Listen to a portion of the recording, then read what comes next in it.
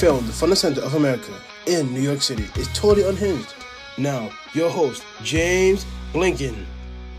Thank you, Jeremy. And hello, everybody. It's December 9th, 2025, and you're watching Totally Unhinged. Let's get into it all. Happy December, everybody. We almost made it through 2025. What will the season finale of the year bring?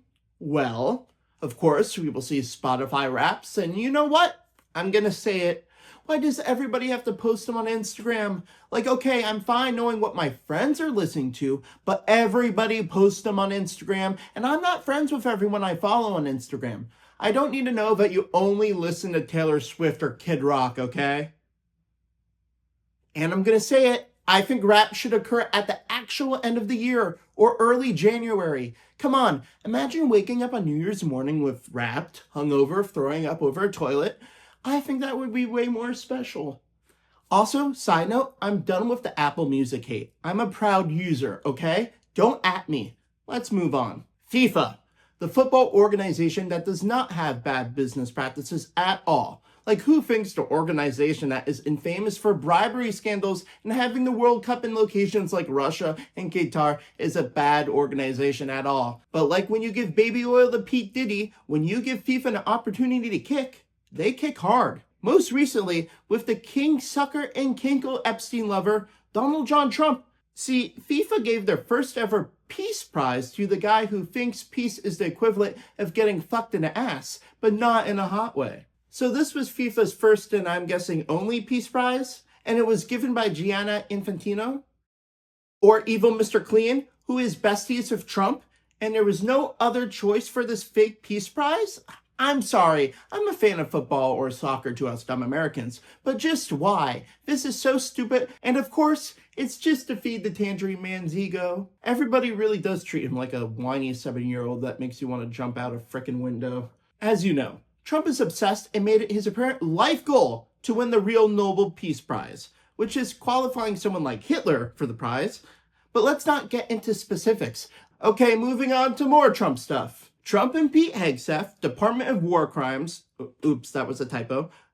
Pete was seen here waking up after being put into an ice bath, 40 shots in, are in deep water. The administration is under attack because they have been attacking drug boats illegally off the coast of Venezuela since September and committed war crimes by killing drowning people after an initial strike. This has caused a load of drama, of course, because it's inhumane to kill drowning smugglers, or, known in Venezuela anywhere but the Trump administration as their less formal names, fishermen. But also, Hegseth is just trying to copy Donnie's tactics of just blaming anyone or denying he did anything wrong. It's just kind of almost cute to see everyone suck up to Trump's ideas so much. That might be the grossest yet heartwarming thing about this grotesquely, awfully shitty administration. Side point aside, so this is bad because the Trump administration just does horrible things and does not think twice about it, which does make sense for someone like Trump who's asleep during cabinet meetings. When he wakes up and is asked a question, he just says, yes, whatever, yep, and then falls right back asleep. It's like when I'm watching TV with my friends drunk, lying on my couch. If I fall asleep once and they ask me if I'm sleeping, I'm like, yeah, I'm fine. You know I'm gonna fall right back asleep. Point is, fuck Trump. Fuck Pete Hegseth, and I doubt Pete Hegseth will go down for this, but I know people are dreaming of that. But didn't you hear? Dreams are canceled. Too woke. Let's move on to something Trump would surely sleep through, some Melania news. She is back and more hateful than ever. If we recall, Melania said the following about Christmas decorations. I'm working like my ass off I know. on that Christmas stuff that, who gives a about Christmas stuff and decoration, but I need to do it, right? So yeah, she hates Christmas, and that was in 2018. And in 2025, she wants to make sure the White House decorations are what you think about in your nightmares. Here is some video of the 2025 decorations at the White House.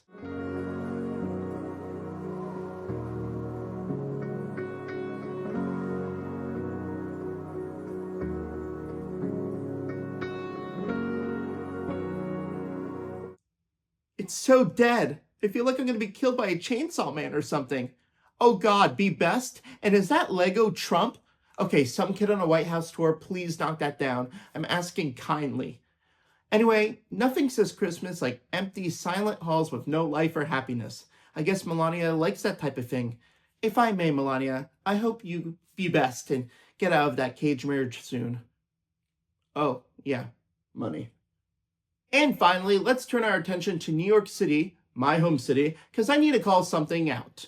Incoming Mayor Zohran Mamdani seen here being an actual human on the subway train and not thinking too much about the squishy thing he just sat on. Mamdani has a plan to end the homeless camp sweeps around the city. So like when tent cities form where many homeless people take over the street, they are taken down or removed. The situation with the homeless is not great, but this would make it worse. Now, before liberals start to comment like I'm Darth Vader joining the dark side, I have a couple of points here. First, I don't want New York City ending up like the West Coast, all right? That would be awful and make the city feel way less unsafe. Two, I'm not saying how these homeless camp suites have been done currently or in the past have been great. Maybe there should be a different way to handle the sweeps. But we can't have tent cities and homeless people scattered all over the 5 boroughs, just everywhere. We need to have a better solution. 3, Mamdani's solution is more housing to combat the sweeps, which is already a problem without a clear fix since there's already an affordable housing crisis. Unless he means the free housing from the buses we probably won't get. Not saying it's not a great idea, I just fear it's not realistic. I know the data on the sweeps isn't great in the first place. That's why I think they need to be reformed by the new mayor, not ended. There needs to be a compromise. This is not a black and white issue. We are all humans. Well, most of us. Trump's a Martian. All right, now on to today's sponsor. Jeremy? Today's sponsor of Totally Unhinged is the rock hard Boudet. It's still better than paper. Thank you, Jeremy. Now, there are way more wonderful things to talk about today, like recent Supreme Court cases, like one about the presidential powers and Trump firing the FTC commissioner. The court is probably going to side with Trump, giving him more authority to fire independent government employees. Yay! Photos of Epstein's Island came out showing weird things like a dental surgery room for his, young girlfriends and masks for, I don't want to fucking know, weird, gross. And there was Trump's Kennedy Center show, which had him as host. I wonder how he didn't fall asleep. Caffeine booster up the ass? Sorry for that image. Talking about images, passed out raccoon. I know the raccoon made a big mess last week in a liquor store, but at least the bathroom was free of vomit. And there was a special congressional race last week in Tennessee, which Republicans won by 9 points in a district Trump won last year by 22 points. Wait, that's a good thing. Sorry, I don't know how to react to good news anymore. I feel like the raccoon. Okay, I'm ripping the Band-Aid off. We're talking about Paramount, the company that calls Trump Daddy. To recap, Paramount and Skydance merged, creating a new evil emperor company, Paramount Skydance. And Trump is buddy-buddy with the CEO of Paramount Skydance, David Ellison, seen here doing his best Lex Luthor impression with hair. Now, I hate the merger because it's a big evil corporate company. Many people got laid off because of the restructuring. CBS News is fucked and controlled by the far-right hive mind, as shown by many major exits in recent weeks. And Stephen Colbert is being canceled. Also, David Ellison just sucks. I don't even know how a mother could love that face. So I already have a lot of reasons to hate Paramount, as they're ruining a bunch of shit. Now, moving on to present day, Netflix wants to buy Warner Bros., the company that owns a ton of stuff, from DC Comics, HBO, and franchises such as Harry Potter, Game of Thrones, and shows like Last Week Tonight with John Oliver and Veep. Now, you might know about these ancient places called movie theaters. It's where you would go out of your house with a friend or somebody and watch a film in a dark room with other strangers. It's actually really fun and enjoyable to experience a film with a big group of people. The feeling is indescribable. But I know most people are fine doing that butt-ass naked on their couch. But it's not the same, damn it. And Netflix, a streamer buying one of the biggest movie houses? Do I need to spell that out for you? It's bad. Even if the head of Netflix says they won't change anything about movie releases in theaters. Like superhero movies. You don't want to watch it for the first time at home while having a bad date with your girlfriend Ivy, who you're going to break up in a week or two. I'm not going to say it again. There's no time for handjobs while I'm watching Superman. Wait, another thing? That would be lost if movie theaters were gone. Back at theater handies. Come on, you either know someone or have done it yourself.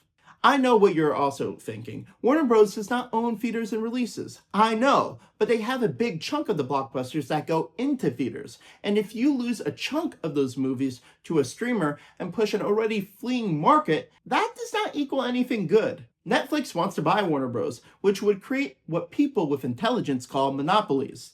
Not the game. It's when exclusive control of a product, service, or market by a single company and eliminating competition. Even Trump says Netflix's stake in the market could be a problem. So is that a positive thing? No, it's never that simple with Trump. There's always a catch, because he's a slimy Epstein conspiring criminal. Here comes David Ellison calling Netflix bid inferior and now is attempting a hostile takeover of Warner Bros. Little sucky sucky from Donnie gets you very far, right, David? So what are the options for Warner Bros. Now? Well, at this point, I don't know what's going to happen. Surprise, surprise. I know they're going to review both offers thoroughly, and if money speaks, I think I know what's going to happen. But this whole process with Netflix was going to take over a year anyway, so we have to wait and see which of the worst choices will occur. It's a real conundrum without any good outcome. It's like getting a colonoscopy at 95, which on its own is impressive, but nothing will look great down there, because you're like 95. Okay, enough jokes about colonoscopy ages and fascist dickheads. We just have to wait and see what happens. Anyway, thank you so much for watching. I've been James Blinken, and I'll see you in 2 weeks. Have a good one. This has been Totally Unhinged. I've been Jeremy Webb Jr. Have a great day, and even better tomorrow. Peace out.